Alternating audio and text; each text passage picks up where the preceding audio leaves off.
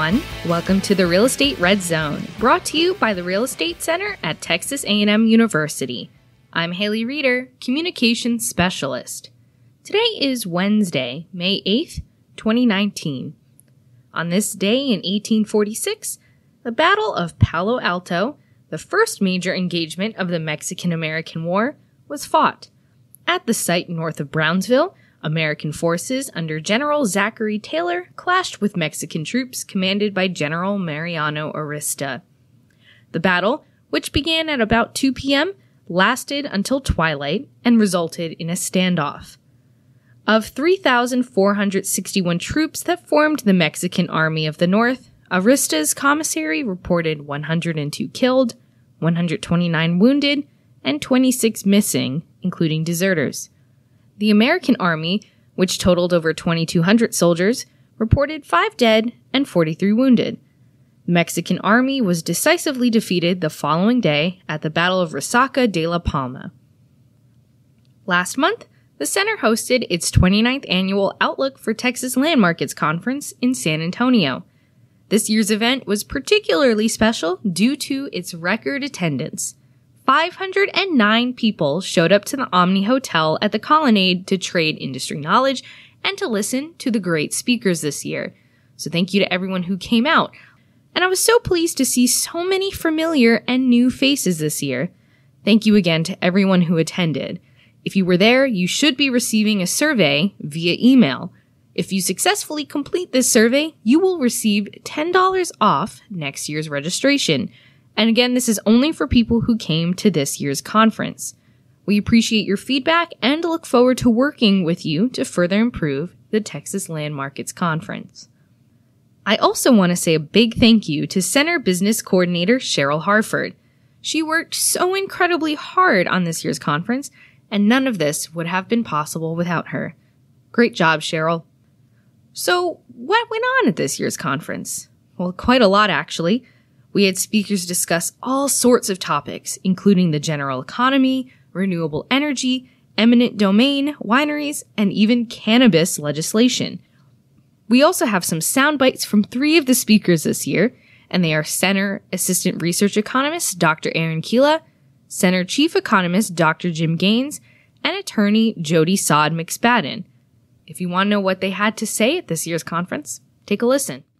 I'm Dr. Erin Kiella, a research economist at the Real Estate Center at Texas A&M, and this year at the 29th Annual Land Conference, I was able to speak about wind turbines and the effect on land values. It was great because I got to talk about really the history of renewable energy and wind production in the United States and in Texas specifically. Texas in 2006 became the #1 wind-producing state in the nation and is currently number 6 in the world. Landowners have a really interesting place in the wind energy production industry because wind producers want to minimize their already massive footprint. So they're only interested in leasing land. So one of the big risks is the structure of the contracts of wind leases. And so I got to go through a lot of the information and the considerations of those risks that should be covered in contracts. And then at the end of the presentation, I got to jump into the always contingent question of whether wind turbines are negatively affecting land values in the market for land in Texas. And so far, the academic literature has shown that there is no negative or statistically significant negative effect of wind turbines on land values. From an appraisal standpoint, we've also seen no diminution in value from wind turbines. Next year's conference, we've actually considered talking about some of the ag land provisions and some changes in the legislation. So we're really interested in get some speakers on that and get some information for our landowners and landowner advocates. I'm Dr. Jim Gaines. I'm the Chief Economist at the Real Estate Center at Texas A&M University. My particular role was to introduce our outlook from the Real Estate Center's point of view of the state's economy, the national economy, and what we are seeing in terms of economic and demographic and real estate growth in the state of Texas in the coming year. To that extent, what we wound up talking about in the morning session was to cover the national and state economy, the demographic growth of Texas, which has been absolutely phenomenal for the past decade or more, and to look somewhat at the housing market across the state and our forecast of how we think these markets are going to be affected and to affect the overall economy in the coming year. It's interesting to think forward for next year. In our conference, when we're here a year from now, one of the things that will be most interesting is to see if some of the anticipated changes that we're looking for in 2019 actually come into play, and they come and develop the way that we think they will in terms of economic growth, employment growth, pricing, demand for real estate, because there are so many things that could happen during the course of the year that can influence these things either up or down, and as well as the global economy and the national economy.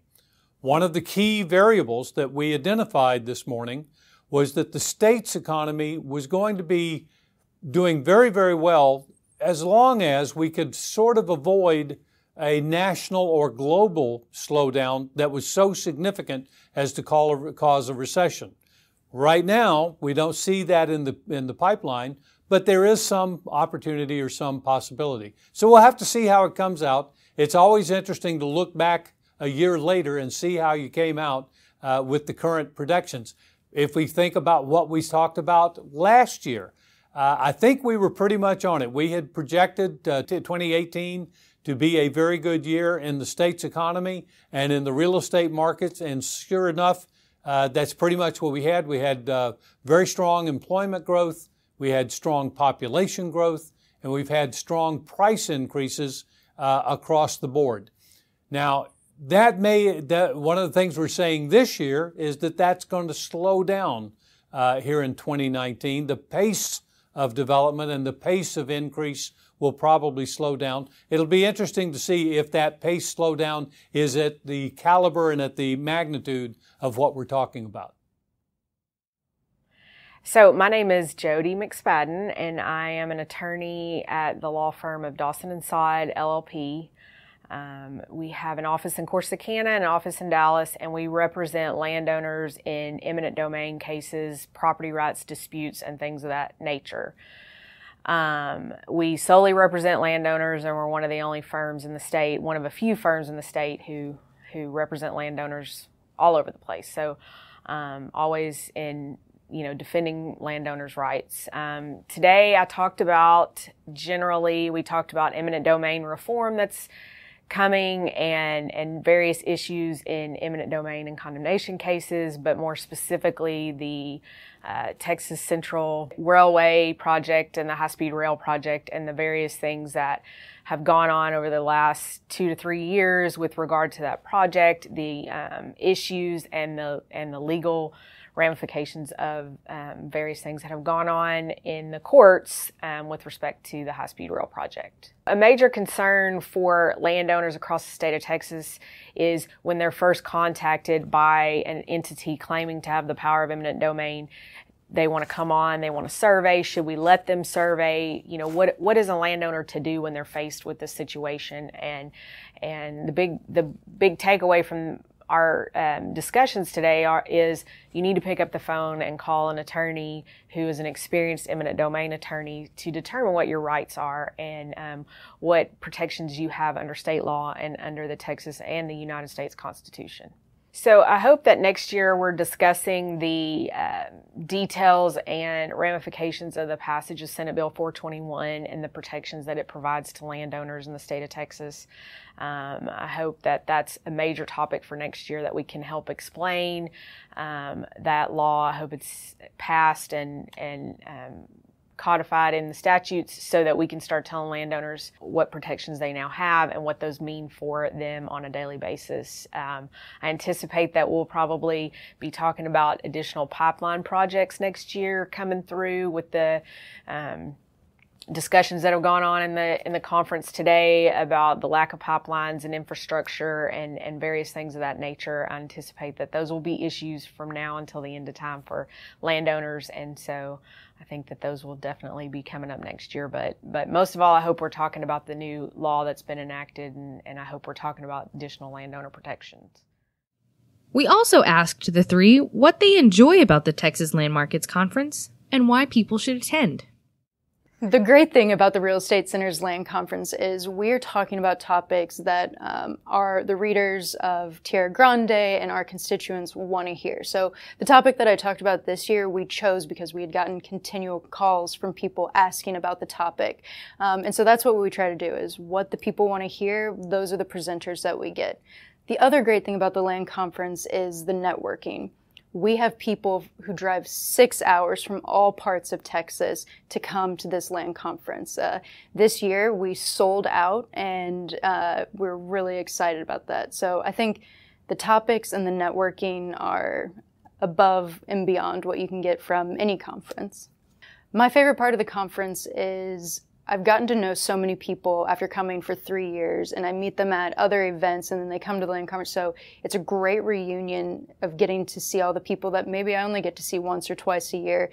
And then in addition to that, I meet new people every year, especially with the different topics that we cover. It reaches different people, so they come up and talk to us about it, and it's a great way for us to learn more about the different regions of Texas. The Real Estate Center's Land Conference is one of the more unique conferences in the state every year, in the sense that it not only covers a wide spectrum of topics and interests, focused on ultimately what these things mean for the land market and the real estate market for the state of Texas. It is not as necessarily focused on financing or sales by realtors or anything of the sort. It's a much more broad-based conference with topical coverages covering legal aspects, the energy market, because it is so significant to the state's economy. It is very important for people who come here, and they get a taste of a number of different things. Now, everybody who comes to the conference may have different expectations and things they're listening for, but they get a sort of a smorgasbord, if you will, of different topical coverages on different issues that are going to have a role in our future of our state. Another reason why a lot of people will come to the land conference, and incidentally, there were more than 500 people in the audience here this morning, but they came in yesterday. There's an opportunity to network and see each other. I know from the center, from people with the Real Estate Center, quite often this is the once a year opportunity that we get to talk with people informally on sidebar, at meals and so forth, and get firsthand accounts from people around the state of what is happening in their community, what's happening in their market, what they're seeing coming, and to kind of compare notes, which is one of the more important things. It's the socialization at the meetings and the networking that occurs. Actually, it's been known that even deals have been made by individuals while they've been here at the conference. Is another reason why a lot of people enjoy coming to this event.